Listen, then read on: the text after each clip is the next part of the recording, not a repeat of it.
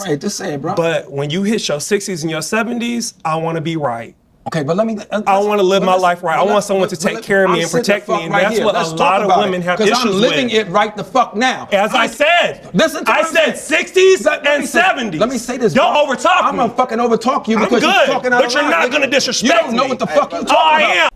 Welcome back to Talk That Talk with Meesh and Jay. I'm Meesh. To the left of me is my bro Jay. You know it. Look, if you are new here, please like, comment, and subscribe. And if you are true here, you already know what to do. Get your smokes. Get your drinks, but make sure you like, comment, and subscribe. Your ass should already be. Subscribe. All right, y'all. We are back and we are black. Okay?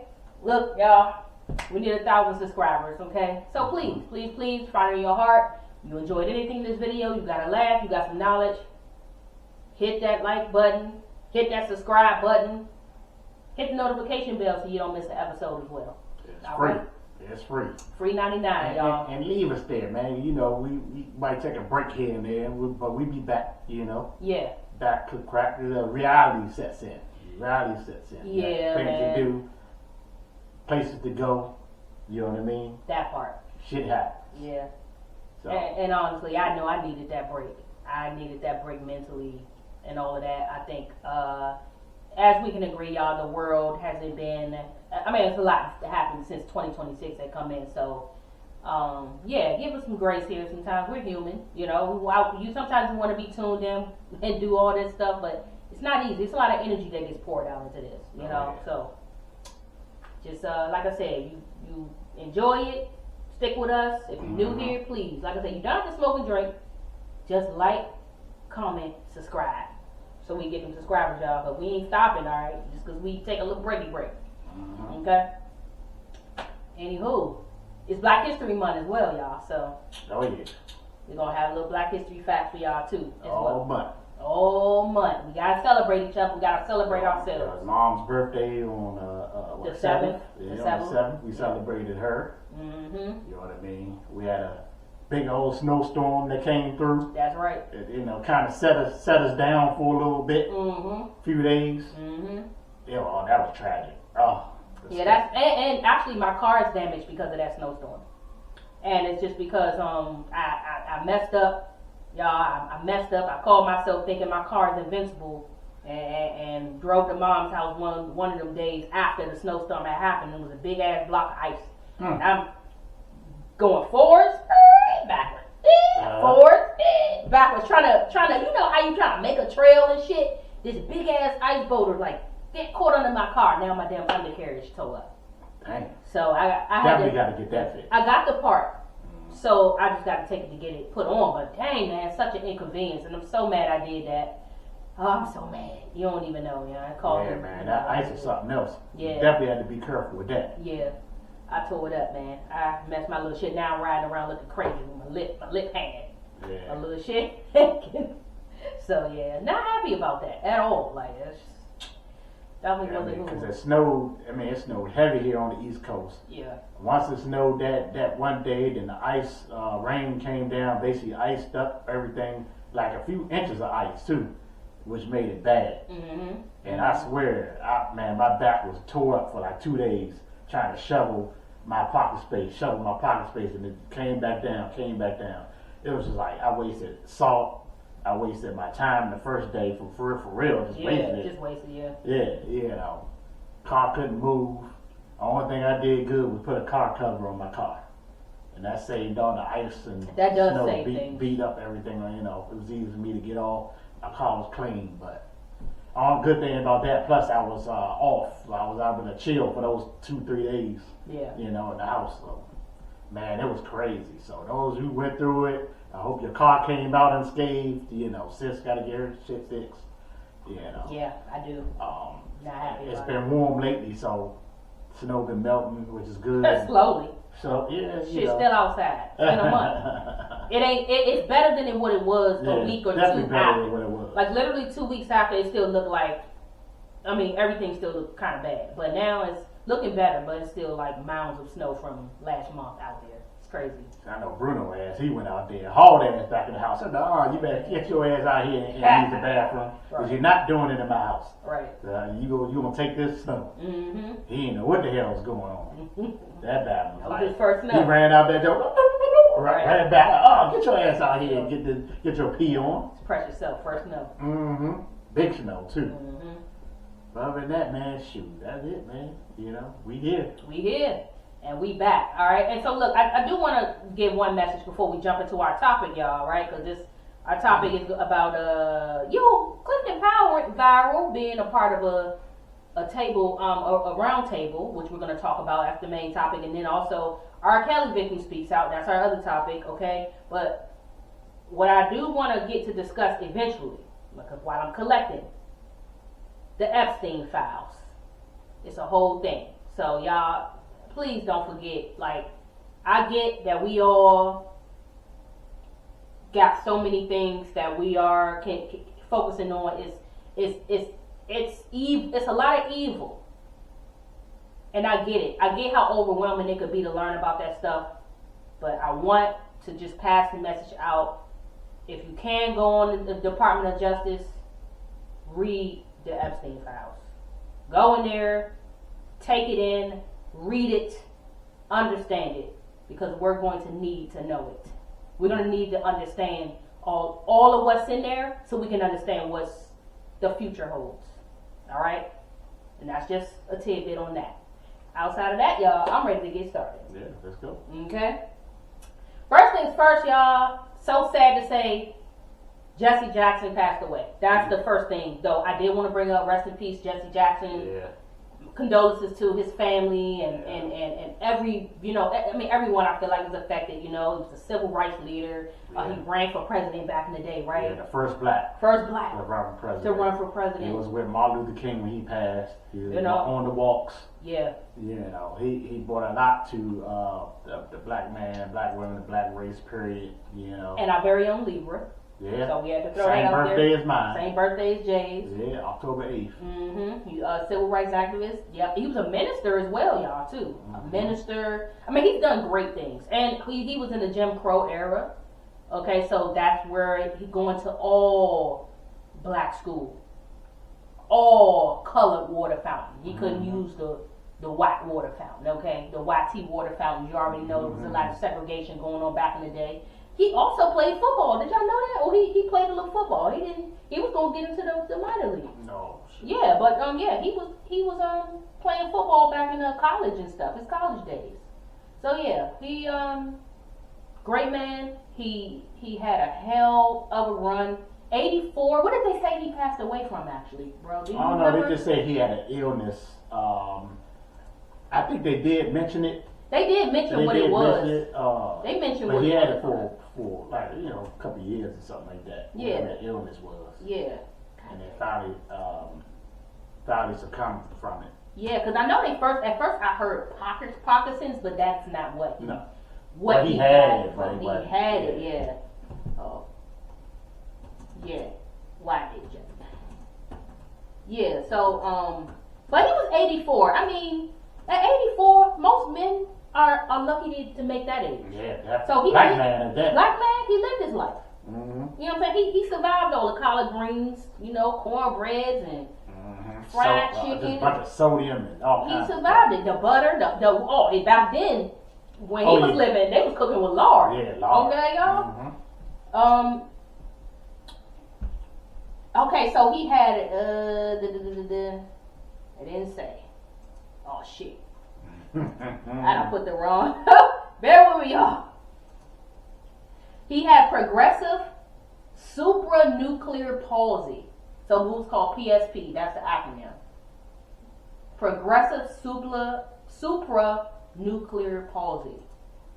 And it just says a rare fatal neurodegenerative disorder causing rapid progressive decline in balancing, walking, vertical eye movements, speech, and swallowing, affecting people over 60. It involves accumulating protein in the brain. Yeah. So it's atypical of Parkinsonism. So maybe it came after, like he had the Parkinson's, then it may have developed into that. So, often leading to severe disability within 3 to 5 years. That's what they say. So, oh, that sucks, man. But he was 84. Yeah. He lived a long life. Yeah. I think he did everything he wanted to do. Absolutely. Everything he set out to do, you know what I mean? Yeah. With the civil rights and everything else like that, and even politics. Yeah. You know. He lived his life, and I think that when you look back on people like Jesse Jackson's legacy, you'll understand that there are a lot of people who are doing nothing today. Right. You know, and that's not to shit on nobody in my generation. I just feel like, a kid growing up that came up behind Jesse Jackson doing what he could say, I want to be like Jesse Jackson. I mean, who today can any of these teenage boys say they can be like?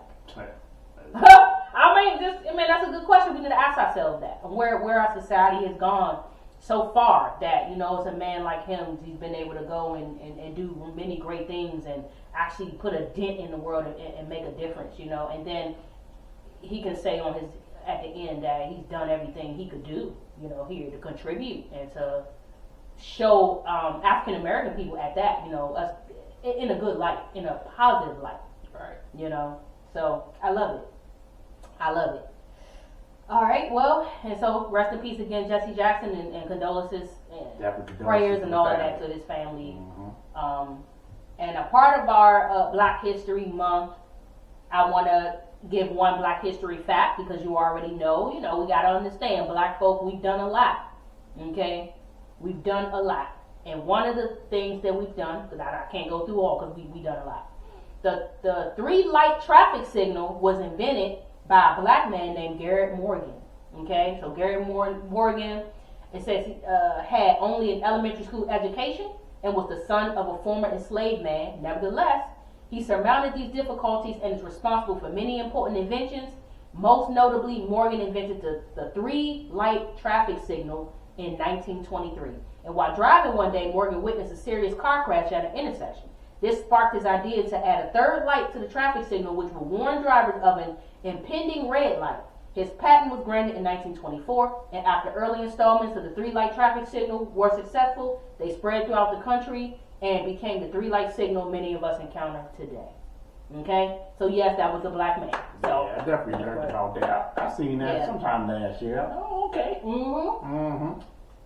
I also saw, I forgot the woman's name, but there was a woman who invented the air conditioning or heat for the winter. I mean, so many different useful things that we have today, us colored folk, as they would have said back in the day. Colored folk was responsible. So that's just to throw that out there. Black history. Okay? All right. Anything else? We're going to go ahead and move on to our topic, y'all. Please like, comment, and subscribe. All right? So look, I want to jump into this topic with Clifton Powell. All right? So I want to say the name of the group, but he participated in a roundtable. And if those you don't know who Clifton Powell is a menace. And when it said, come around here about 10:30. Right. About 10:30. Yeah. He's definitely. So it was a sister. It was Consciously. He was at it. Sister Song. I'm trying to figure out what the group was. Either way, I'm not gonna hold y'all up. Clifton Powell. His main goal here at the round table, along with many others, it wasn't Nichols. The dude that played P Valley, he was at the table. Luke, he was a singer, he was at the table. So I thought it was a beautiful thing. It was called Black Men Trust Black Women. So this round table was specifically about men's take and perspective on Black women's reproductive rights, about loving Black women, just everything like embracing their experience adjacent to Black women and all of that. So I mean, we're not. This is more so about the conflict that happened between Clifton Powell. I wish I could really delve into so much more, because this was a really, really, really entertaining but also educational perspective. Because I like to see, you don't always get to see a group of Black men come together and speak about whether their love in particular for black women or their experience when it, you know, just being adjacent with her, with children comes involved, raising families, how the broken family has affected that. So, you know, that was all in there, you know, because one of Clifton Powell's other perspectives, right, in that he talked a lot about how he felt that the reason why black people are so affected today was because of slavery. So he went down into that. He was like, it's not our fault. It ain't your parents' fault. It ain't their parents' fault. It starts, there's a root to this whole thing. You know, when there's an issue between the black man and the black woman, right? And that was his whole perspective. So I understood where he was coming from. Now, there was a whole bunch of hoopla between him and this other guy, and I wish I knew the guy's name, but he's some light-skinned guy that I feel like is online or whatever. I hate to mention, but he is LGBT, you know. And basically, they're talking about loving black women, right? And the conversation goes on love. So Clifton Powell, as he's speaking on it, he's saying how he knew how to love all his life. Not until he became 70, which is today. Right? He talked about how he was unable to be monogamous to his women, to the women that he's been in life. But in the clip, I think it was left out, and I don't know if a lot of people, he tried to explain that. Like, he even seriously wanted to know for himself. So he did seek in his lifetime, like, why men tend to be unfaithful, right? So a little bit of that conversation kind of came about, where he's talking about there's a hormone that, you know, a cuddle hormone or something that men have in them, where they need other, you know, they can't just have one woman. Sometimes it's just they need more. He said that. He was saying that, right? For some reason, the guy he was fussing with, he got triggered. Okay, he got triggered. I come from a whole nother era than any of you Negroes is talking about, and I'm not saying I'm right. But most of this was laid on our parents' parents. Yeah. My father was born in 1915. His grandparents were slaves. So it's not your mother's fault. It's not your father's fault. It's not your fault. We were born into 450 years of post-slavery PTSD. I am 69, be 70 in March. I've just learned how to love. Our parents didn't know how to love. Their parents didn't know how to love. And if I could say anybody maybe had an edge, it was the women. That's why I celebrate black women. I live with a psychiatrist, forensics detective, gangster, loving, who's just been patient with me to teach me how to love. I called my buddy, man. I said, I'm fucking up, bro, really bad. So I've never been monogamous. So I don't even fucking know what it is. What age did you become monogamous? Today. We don't talk about dopamine being in a pleasant center of the brain. Oxytocin is called the cuddle hormone. So a lot of times we're just talking in generalities. A counselor is gonna get inside of this from a real scientific perspective. So when I hurt my girl, which I've done over and over, and I commend her for even being with me, I called one of my partners who's brilliant. He said, when you hurt somebody, where you leave them is where they stay. So I think our parents, our grandparents, our uncles, our people that raised us, it all comes from out of all of that. One thing that I just want to talk about, accountability, like, yes, we can talk about what our families did to us, but eventually comes a point where you have to decide, how do I want to live my life? I haven't talked to my daddy in 6 years. I don't give a fuck about what my family has gone through. I know where I will go. So it's like, you know, you can only say that for so long. Black women are tired. Everybody in here, several people have talked about going to counseling. Have that upon yourself. Stop waiting for a woman to tell you what you need to do. Take that upon yourself. Let me address that real quickly. For me, I didn't know fucking how to love. Can I say one more thing? No, I have to say this, because another thing that happens is, too, you live your life for so long, and I'm not meaning no disrespect by this. It's all right, just say it, bro. But when you hit your 60s and your 70s, I want to be right. Okay, but let me... I want to live my life right. I want someone to take care of me and protect me, and that's what a lot of women have issues with. Because I'm living it right the fuck now. As I said, listen to I said 60s and 70s. Let me say this. Don't overtalk me. I'm gonna fucking overtalk you because you're talking out of line. But you're not gonna disrespect me. You don't know what the fuck you talking about. I am. I just love it. I do. You don't know what the fuck you talking about. Oh, I do. You can't. I do. Shit. I You don't do. know it, nigga. I do. I'm good. You don't know what the fuck you're talking about. Get the fuck out of here. You can't tell me what the fuck I'm living, nigga. You cannot fix no shit that you don't even know is happening. Let's get to the truth of this shit. You can't fix no shit unless you meet somebody on another level to help you elevate to understand. I'm not indicting anybody. I'm telling you what the shit is. You can't fix some shit that you don't know about, bro. And then you get there at 69 or 70 and say, I thought I was being loved all this time.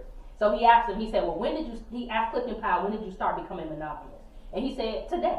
He said, and I'm sure he was being sarcastic, but basically he said he didn't learn how to love till he was 70. So basically, he understands that he didn't get the chance or the opportunity to love in the way that everybody's saying, that his wife or girlfriend needed.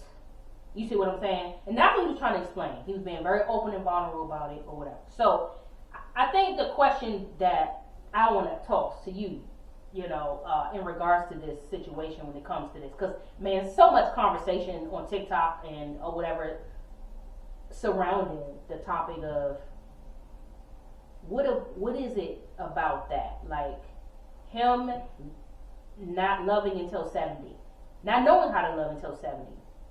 What do you think about that? I mean, I guess for me it just depends on how he was raised. Did he have a father around? Did his father love his mother? You know what I mean? The stuff that he see with aunts or uncles or other people, you know what I mean? It's a lot. Yeah. You know what I mean? I grew up watching my father love mom. You know what I mean? So I know there's love. I'm capable of loving someone or another woman. You know what I mean? Have I been in love? Yeah. Am I capable of love? Yeah. You know what I mean? So every man has a different, perspective on how they've been raised and how they see love differently. Everybody see love differently. So I don't think it's just not one way. Like, okay, people don't love until they're 70, but it's a lot of people, because I am a photographer. And I have been at weddings where people actually got married when they're 60 years old. You know what I mean? Like, this is the first time they got married. And they met their significant other at 65. And I'm like, oh, wow. They've been alive all this time, been through all these girlfriends or boyfriends, and now all of a sudden at 60-something, you found the one that I love her. But, it's possible. You know what I mean?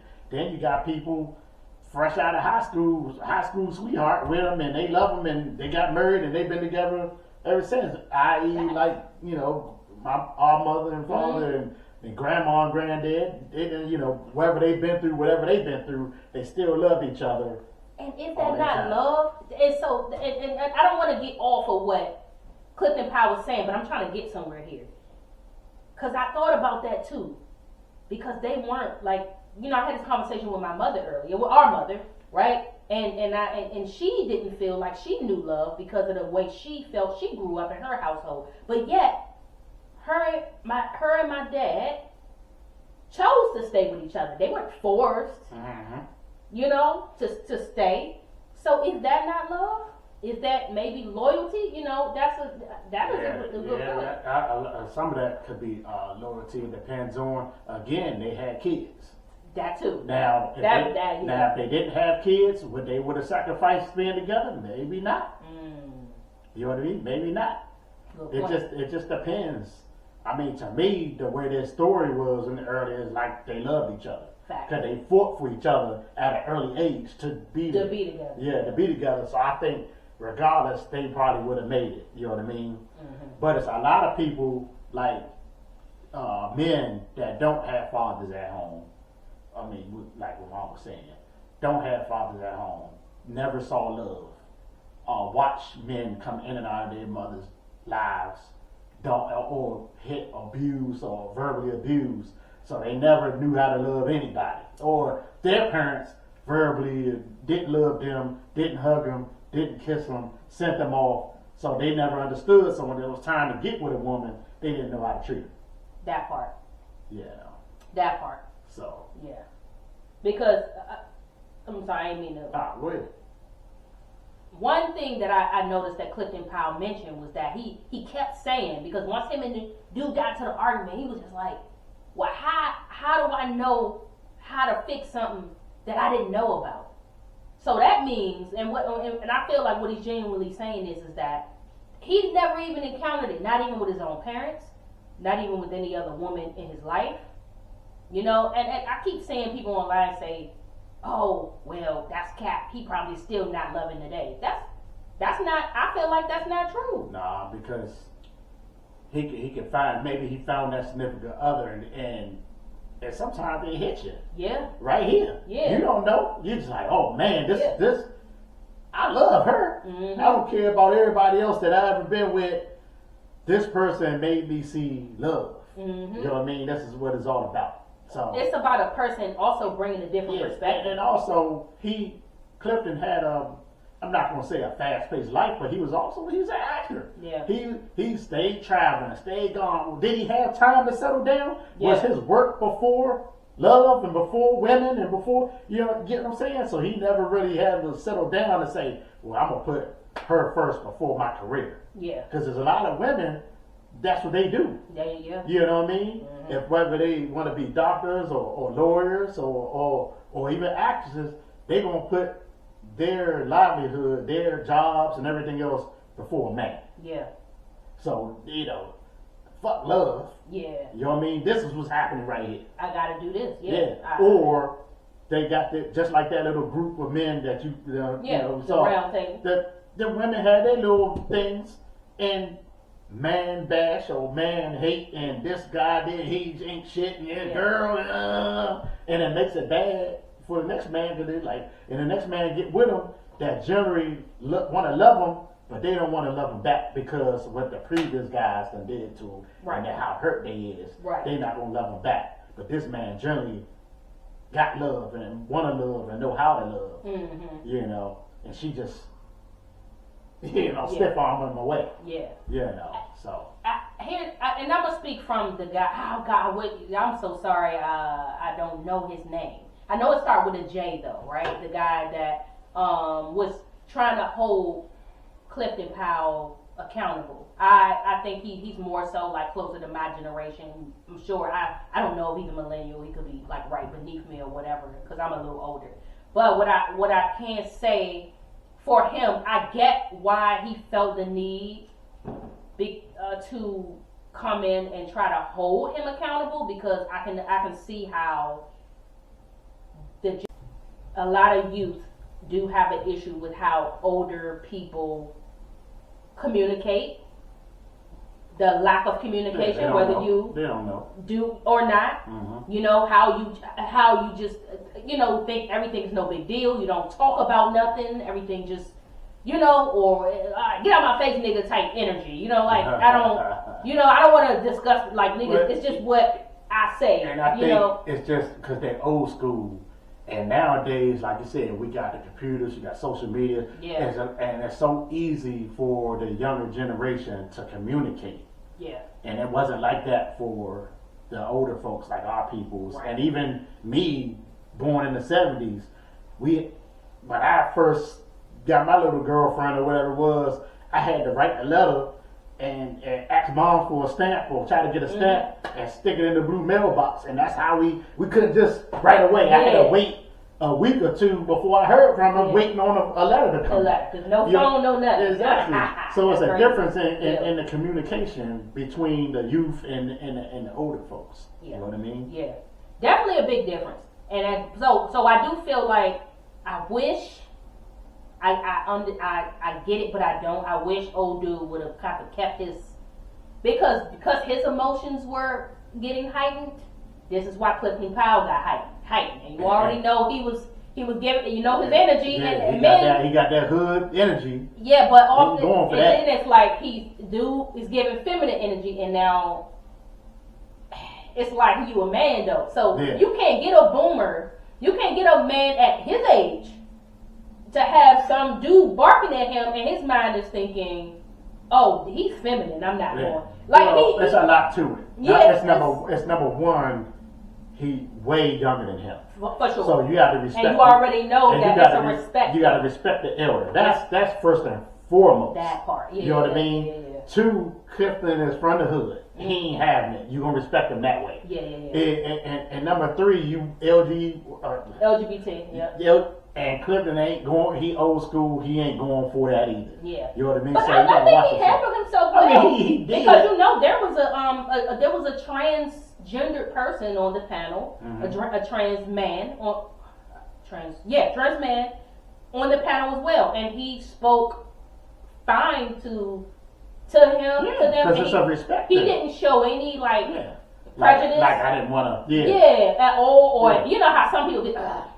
Suck his teeth when they talk. No, he really Well, if that's the case, he wouldn't. At the case, I don't think he would have sit on the panel. No, he would have participated. Yeah, he would have participated. But also being an actor, he's exposed to all types. Yeah, so it shouldn't be. I don't think he would have done that. But I'm just saying, for someone his age, that's the type of stuff they would do, though. Just saying. So I do think that dude challenging Clifton was a bit much. I feel like in that moment, if dude would have slowed down and understood, he was trying to talk from a woman's perspective, but he is not. Dude was raised differently, and I think when Clifton Powell came into the whole shebang talking about how he was raised differently, and that's the point I'm trying to make, because honestly, I am the youngest, but when I came into my parents' orbit, when I was born, they were already in their 30s.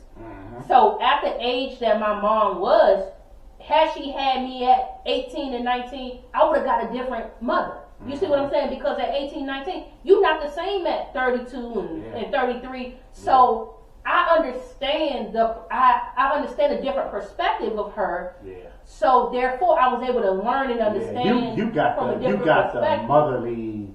Not saying she wasn't motherly to me and Aunt. Yeah. But she was in her 20s. Yeah. So we seen her work and then party, have fun.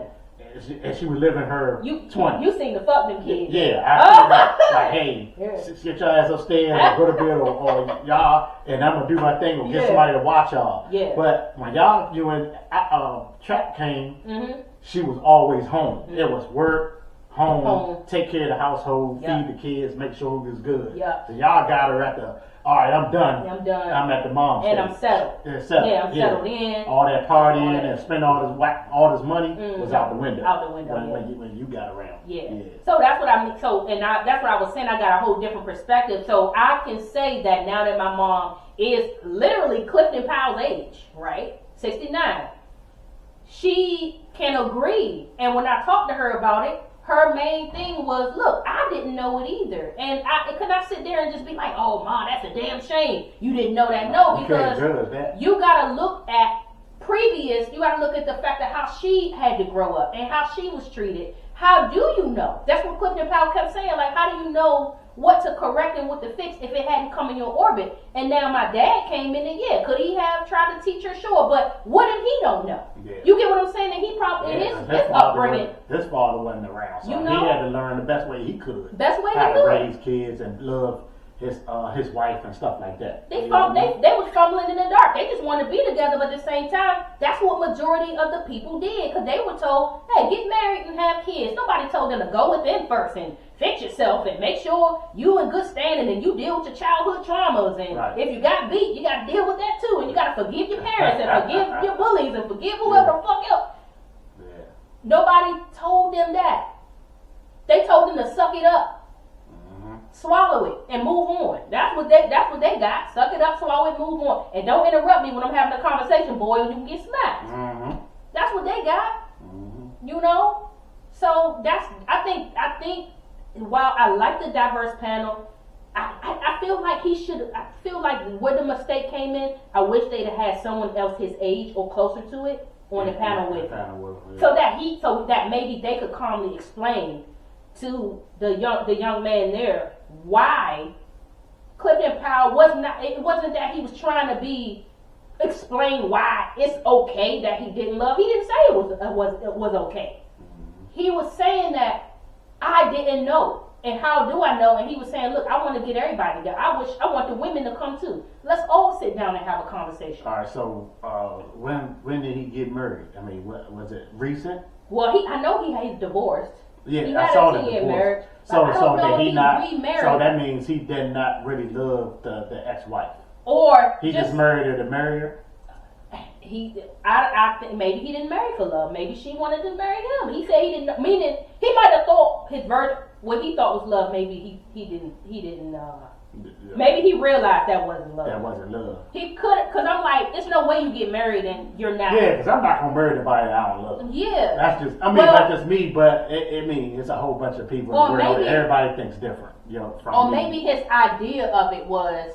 Okay, because they're all, and guess what? At that age, at their life, for them, marriage and kids was first, immediate. They did it young. They hurried up and do it. So I feel like that maybe he did love her but to the capacity. But there's certain parts of love that you don't know. I think. I mean, ain't saying that. Yeah. But like. I think sometimes it's different. Again, he's a actor. Like when you're a celebrity, I think that love is different. Kimberly Powell. So like when I look at Dwayne Wade and Gabrielle Union, right? Mm-hmm. I can from the outside looking in, and I'm not around them, but I'm just seeing what they post and all that shit. I don't know if they are at home, but I do see the love. Yeah. And their relationship, right? So Kimberly is his ex-wife. So I don't know who with his new lady. I don't think he's married to the new woman. Okay. I think they just together. Yeah. But he was talking about her in a very high regard on there. Right. So, yeah. So I mean I see the love in them, right? And this might be a wild comparison, but recently I follow Deion Sanders, and you know who he with. Carucci. Right. So I'm like, and I'm like, really? I know. Yeah, that's not love. Yeah, y'all just together just to, what is that? Yeah. You know what I mean? Yeah. What is that? So that's what I'm saying. Mm-hmm. Celebrity, love, and then regular people like me and you, it's different. Exactly. You know what I mean? Our love can be a little bit more genuine, but those celebrities, they get together for certain other reasons. Yeah. You know what I mean? Yes. Maybe it's to come up a little better. Sometimes it's PR. Yeah. It's good to put them two together for the time being, for the season. Yeah. Then they go about their way. Right. You know what I mean? Just like the Cardi thing. Yeah. What is that? Come on. That's crazy. You getting with this person, that person. You don't love them. Why you with them? Why you with them? Yep. And then y'all didn't even took the time. Because I think also in a part of loving someone is also, because love ain't in your pants. That's sex. That's not love. That's lust. Y'all know when love come in? Love come in when you gotta do things for this person that's inconvenient. There you go. When that person you go out your way. When that person needs you to do something that you damn well know you wouldn't do for nobody else. Yeah.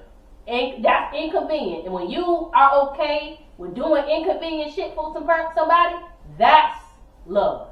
But somebody, if you how you tell somebody don't love you, let you end up in the hospital. They gonna be like, and then you gotta go up. Damn, I don't want to be up in the motherfucker. Like if the person don't want to be there, and they ain't spending no time in that joint. Yeah, nothing. You wake up, one eye open, you like ain't nobody around. He or she. Yeah. And you gotta. Hey, ma, you clean dirt. Right. Damn, was they up here? That bad mother got better things to do. I ain't seen him, baby, but I heard he was down on 8th Street. Okay, he was looking at smash clapping. Okay, while you up in the hospital. He just took his opportunity to get away from you. That is a good thing, inconvenience. Yeah, it is. You know what I mean? Going out your way. Doing things you don't want to do. Yeah.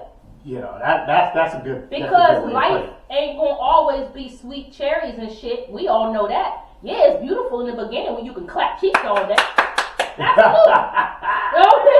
But you out there. Until you get bored of it. Yeah, until you get bored of it, right? But then now you gotta do the inconvenient shit. You gotta do, because guess what? Now you done married up. Now it's like, hey, you gonna do this? And you gotta be like, damn, either you gonna do it and prove you love me, or you ain't gonna do it, and now we got a problem.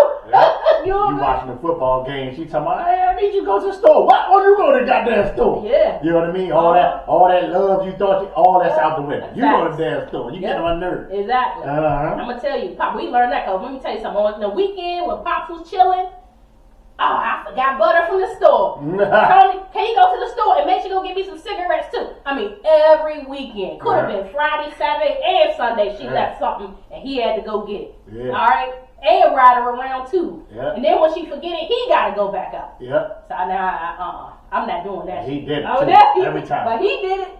He did it. He did that shit. Okay? He did that. I'm like, yeah, wait till the Mars. I come No back to bullshit. work on the way. They ain't even going back out. I mean, so even though they couldn't express their love in a way that people think it should look like or whatever, they still had the what? If the person had an inconvenience, that's love. If somebody could kick in when it's inconvenient, that's love. Just saying. Yeah. Okay, just saying. That's the only way I know how to explain it and express it. But I don't want to keep harping on this topic because we need to get into our next topic. But I think that while a lot of people should not be angry at Clifton Powell because it's about, Look, man. it's about, You could be at any age and find love and start love. It doesn't whether you 20 or 70. Yep. People find love at different times, different ages, with different people. That's right. And trust me, I've seen it. I've done I can't uncountable amount of weddings and been to them. Yep. And they've been of different ages, Different all different. And the ones I found more loving in my eyes was the ones that was over 50. All the weddings I've been over 50, I saw the genuine. It was much more genuine. There you go. Yeah, I agree. And also too, because at that age, it ain't about clapping cheeks. Yeah, okay? exactly. It's more about you. It's more about the person, and then as you. But one more thing in this. All right.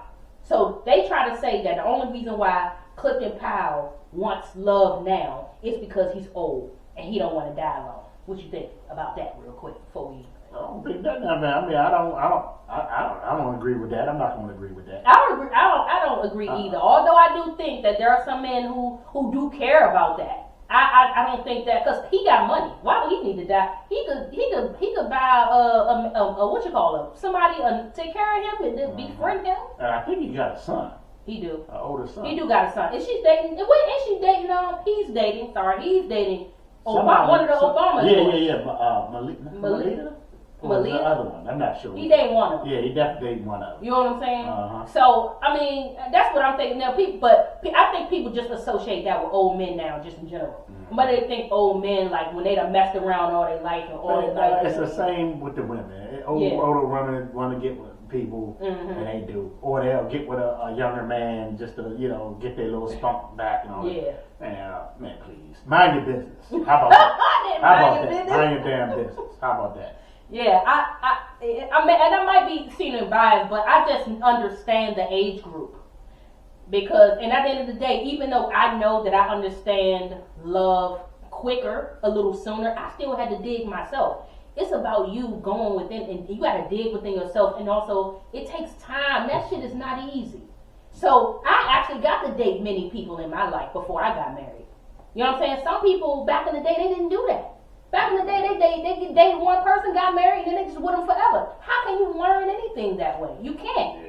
Yeah. Sometimes you gotta go through them. You gotta roll. Not to be on the horror stuff, but to be on an experience because everybody brings a different experience to you. You learn different things through different people. I would be lying if I did not say that I'm not a better person today for my wife because of all the people that I spent time in relationships with and learning from them. And that's what I was about to say. Yeah. I think I'm definitely a way different person than I was. I think I might have said it before in other podcasts than I was in my 20s and my 30s. I'm way different. And I could also love and provide better than I could when I was 20 and 30. I was running the streets. I didn't have that much money.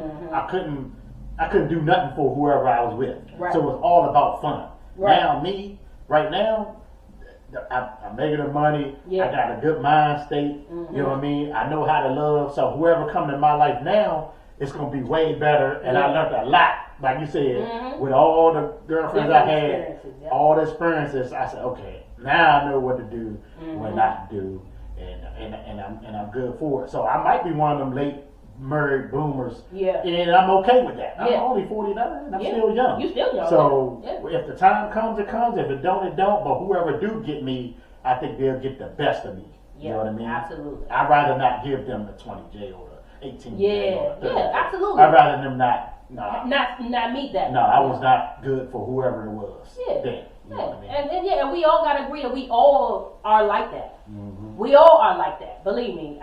Even me, and as a woman, I know I'm not the same I was when I was 19 and 20. Of course, I feel like I was much more innocent and pure. You know, but I mean, now today, I can say I'm an improved version of myself as far as my confidence, and you know, I'm not as anxious as I used to deal with anxiety real bad. You know, so I'm not as anxious as I was, and there are some things that people can see on you and experience on you, and they take advantage of that because you're innocent, and they could tell, you know. So then you attract certain people also by vibration. You're not in the calm vibration. If you act desperate when you meet somebody, then you're not gonna meet the right person. That's just what it is. So I mean, I don't know. Yeah, but that's my point. Give my boy Clifton a break, man. Yeah, definitely on that. All right, he's 70. Let the man, let him learn. He's trying to learn. Yeah. And that's what's And learning important. don't never stop. I don't know what that y'all talking about. Learning never stops. Yeah. and he was being vulnerable, even admitting that. So he didn't have to tell nobody he that. had to do that. No. He could have lied like a mother. Yeah, I've been loving a long time, and I know how to treat a woman. He went up there and kept it real, and I think if a lot more people did that, and don't get me wrong, it's keeping it real. Also, you're going to be open to criticism. I understand that because people, but when dude's young, and also he's gay. So his experience with men is going to be much different than Clifton Powell's experience with women. Okay, and how he, you know. People think just because you put stuff on the internet, they got the fucking golden ticket to say what they want to say. Yeah. And I'm sorry, I got to keep real. Same motherfuckers that's talking that shit ain't got their shit together, don't know how to love either, probably ain't got no woman or no man or whatever it is. Mm-hmm. But because they ain't got shit going on for themselves, they think they know it all and they want to judge somebody and talk that shit on the net. Mm-hmm. And that's the crazy thing about social media. You know what I mean? It is. So you just gotta, you gotta know once you get on these little platforms and podcasts and all that stuff, and the stuff you put out there, stuff gonna come back at you. You just gotta take it with a grain of salt, just keep moving. He was being accountable though. I felt like, a lot of people kept saying, well, that's just him because at that age they don't be accountable.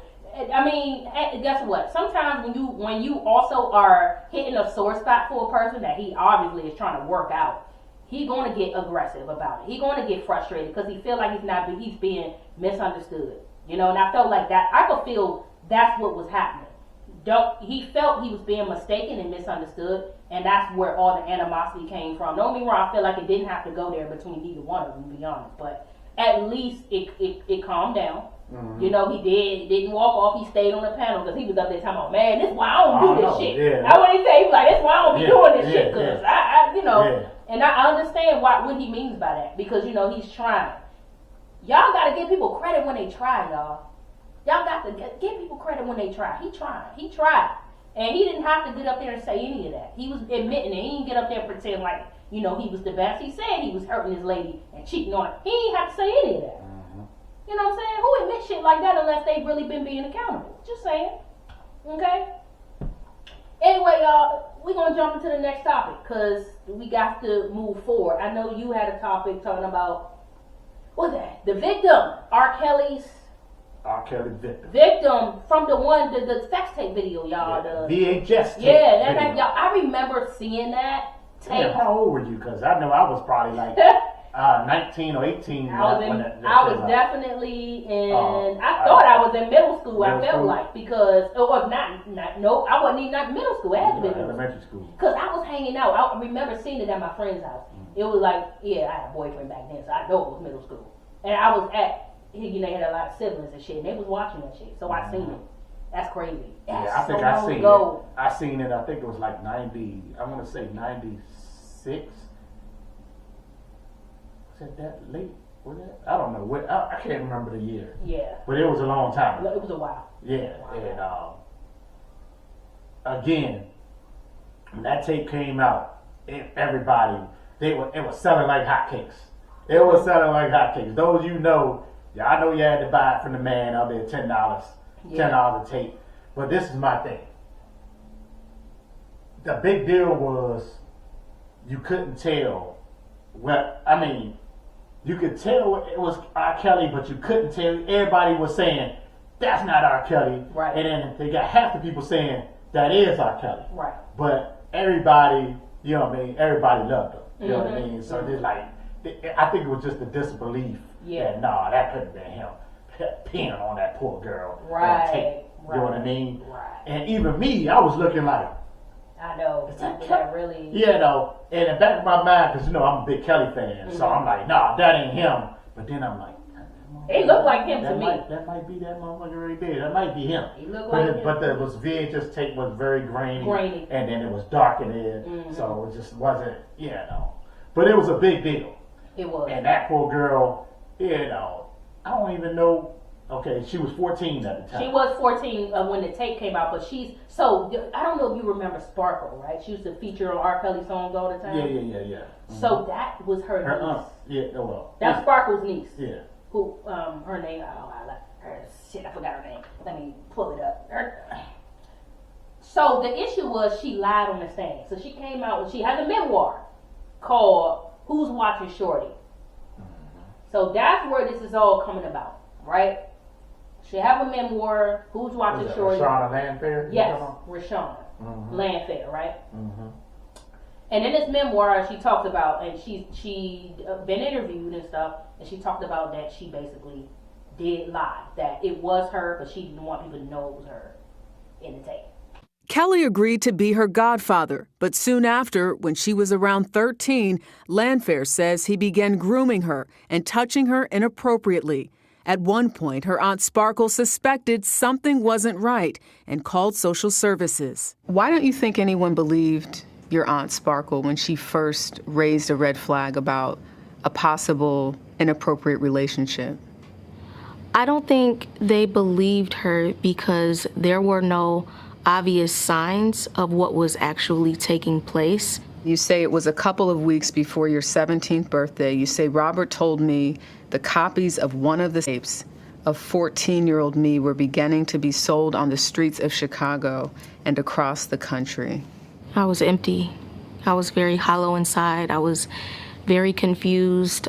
According to Landfair, after the 2001 leaked tape, Kelly told her parents that he was in love with their daughter. It was very complicated. My dad wanted to make the right decision, and he was not okay with anything that took place. I was more under Robert's brainwash. He utilized me against my parents, making threats of suicide and doing different things out of desperation to convince them to not turn on him. In 2008, roughly 6 years after being charged with child pornography, Kelly was acquitted. Landfair would later say she lied to a grand jury when she testified that the young girl on the sex tape was not her. Why not tell the truth when there was finally a trial after 6 years? That's one of my biggest regrets, not telling the truth. At the time. So, of course, he got acquitted of the situation, right? So, here's my thing. Her parents and her aunt is responsible for that, and that's the memoir. I mean, now, and I'm not taking this away from R. Kelly because, to be honest with you, he should have never even. He should. Whenever a child is around you, you treat them as such. I think that if somebody allowing you to be close proximity with their child is a problem for you, you need to stay away from them. And that's my thing, though. At 14, that I look back, if I'm looking at I'm just saying, you look at 14-year-old, the 14-year-olds look like babies. Yeah. How do you even think about looking that way when they barely are puberty? They're puberty. How? Why?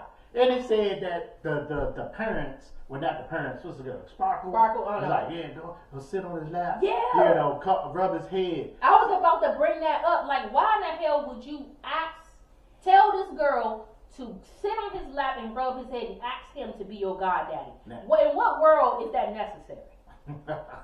For her to be rubbing, will you be my goddaddy? I'm calling you daddy. Come on now, what are we doing? And so that means Sparkle responsible too. But she tried to pretend like she ain't had nothing to do with it. That's been the whole thing through all Kale's personal career with these girls. It's the parents, the aunts, whoever they've been pushing their poor kids on them, on him. Because of fame and fortune. Because he was basically taking care of them. And they wanted to make sure it stayed that way. Yeah. You know what I mean? So that's just, and of course we blame him. Oh, he's the biggest blame. You know what I mean? Yeah, of course.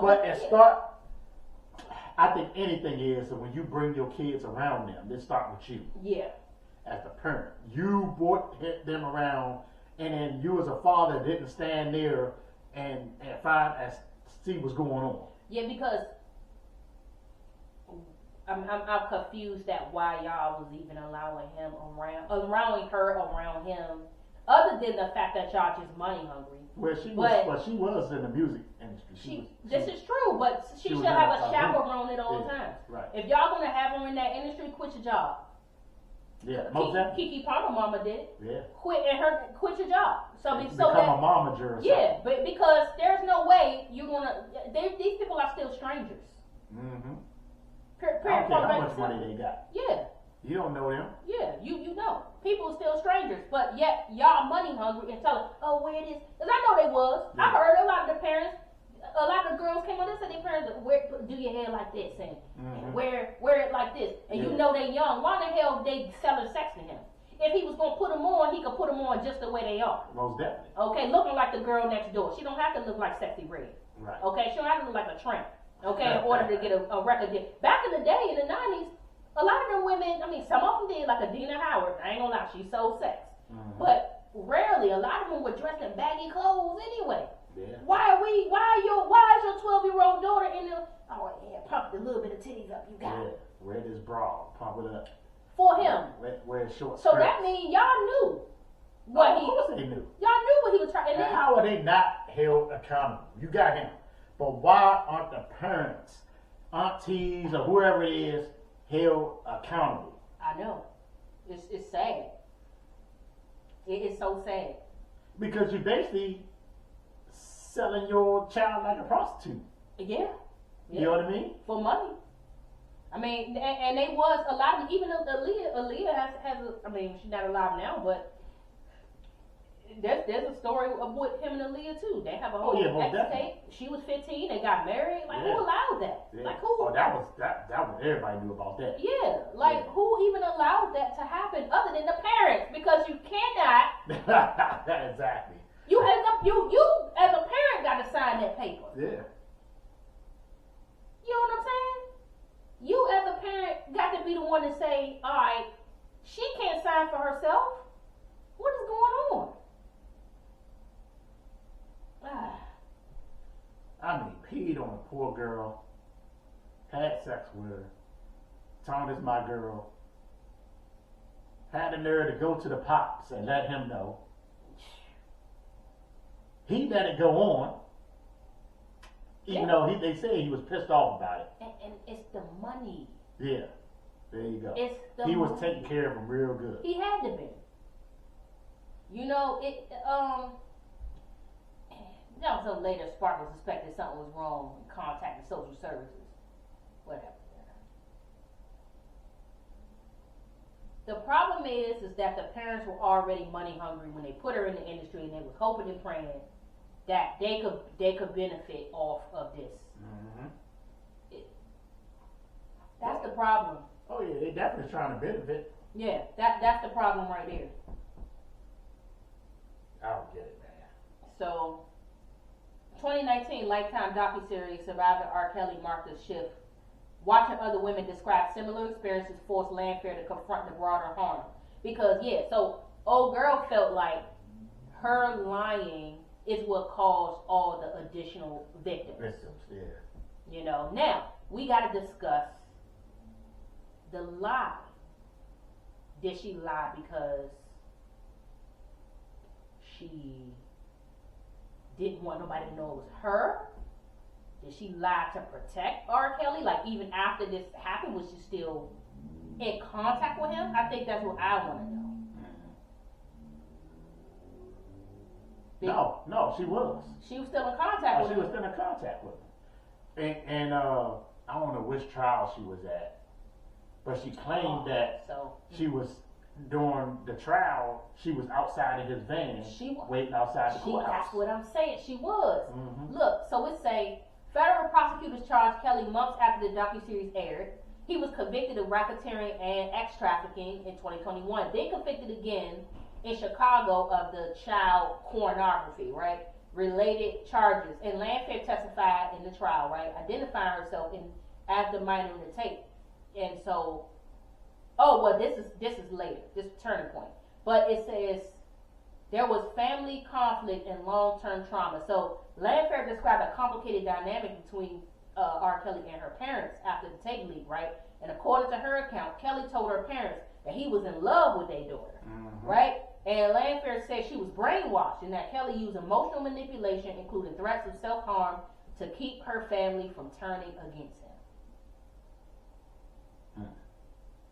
So I guess now she can speak freely because he's been locked up and all that. Yeah, but she said she still talk to him even while he in jail right now. She still talk to him. See? She said she got no ill will. So she said she loved him. Child, what? I mean, he ain't coming out no time soon. But I know. But see, then that's what makes the situation so weird. Cause it's like, I just wish the parents wouldn't have put her in that position. Now, and you know, as a little girl, girls that age are vulnerable as it is because it's just so young and malleable. Young and malleable. They can be shifted, molded, however you want them to be. Yeah, dress how you want. They'll do what you want. What's fun about that? Okay? Unless you are like a control freak, what is fun about that? Definitely not fun. You know, like somebody who's like, I like whatever you like. You know what I'm saying? Whoop, whoop, whoop. You know what I'm saying? Just saying, not to go on her or nothing, because that wasn't her fault. She had a rap, she was in a rap group or some shit like that. Right? So she wanted to get in the industry, which makes sense. That's normal, right? But for Sparkle to be like, rub his head. What was your intention, Sparkle? Why you tell that girl to rub his head? Right. I'm flabbergasted about that part. You know what I'm saying? I don't.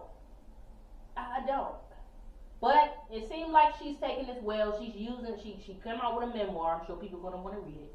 But she's capitalizing off of this. She got peed on. I mean, golden showers are normal now. Yeah. Okay, that's the thing. People, I ain't doing but people, golden showers are a normal thing now. You know, so, I mean, hey, back then it was a little more flabbergasted to see that, especially a girl of her age. You know, but even and nobody knew her age in the tape. No. I think that was just it when it came out.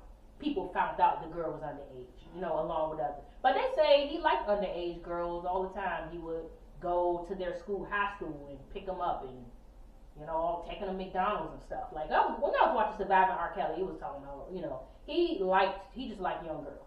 Yeah. He enjoyed it. That was his thing. So, I think the parents knew that too. I mean, it was public that he married Aaliyah and she was 15. Yeah, definitely was public.